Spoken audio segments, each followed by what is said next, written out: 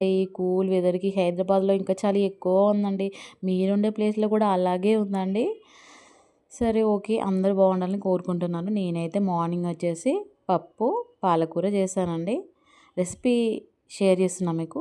తెలిసిన వాళ్ళైతే ఓకే. తెలియని వాళ్ళైతే ఫాలో అవ్వండి. సరే. నాకు ఈ మధ్యలో జరిగిన ఒక ఇన్సిడెంట్ గురించి చెప్తానండి. మొన్న బస్సులో వెళ్తున్నప్పుడు ఒక అతనొచ్చి కూర్చున్నాడండి.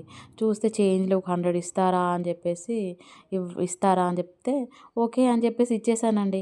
ఇచ్చేసాక దిగేటప్పుడు ఇచ్చేస్తాను అని అంటే సరే ఓకే అనుకున్నాను. వాష్‌రూమ్‌కి అని చెప్పేసి అతను దిగి కిందికెళ్ళిపోయాడండి. సరే వస్తాడులే ఇచ్చేస్తాడు కదా అని చెప్పి ఊరుకున్నాను.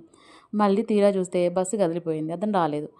అప్పటికి అనిపించింది మోసం పోయానని. మోసమని. మంచికెళ్తే చెడెదురన్నట్టు ఇలానేనా అండి? అందరూ ఇలానే ఉంటారా? ఇంకెవరైనా లేని వాళ్ళు ఎవరైనా హెల్ప్ చేసినా గూడా చెయ్యనేమో అనిపిస్తుంది. కానీ ఎవరు ఇలా చేయకండి. నేను మాత్రం ఇప్పటికి మా ఆయనతో షేర్ చేసుకుంటుంటే, "పిచ్చిదానివా నువ్వేమైనా డబ్బులిచ్చేస్తావా? ఆ మాత్రం తెలీదా? కొంచెం గూడా నీకు తెలివి లేదు" అన్నాడండి. నిజమేనంటారా? అయినా నాకు చాలా బాధేసిందండి.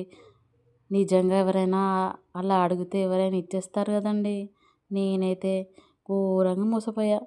మీరు గూడా వాళ్ళకుందో, లేదో, ఉన్నాయా, లేదా అని గూడా కొంచెం చూసి హెల్ప్ చేయండి. పాపం లేని వాళ్ళు గూడా ఉంటే ఇంకోసారి హెల్ప్ చేయలేం కదండీ! ఏంటోనండి. అలాగే అనిపిస్తుంది గదా! మీకు అలాగే అనిపిస్తే కామెంట్ చేయండి. అలాగే లైక్ కూడా చేయండి. నా రెసిపీ కూడా మీకు నచ్చితే ఓకే. లైక్ చేస్తారు కదూ! ఓకే. లైక్ చేయండి ప్లీజ్.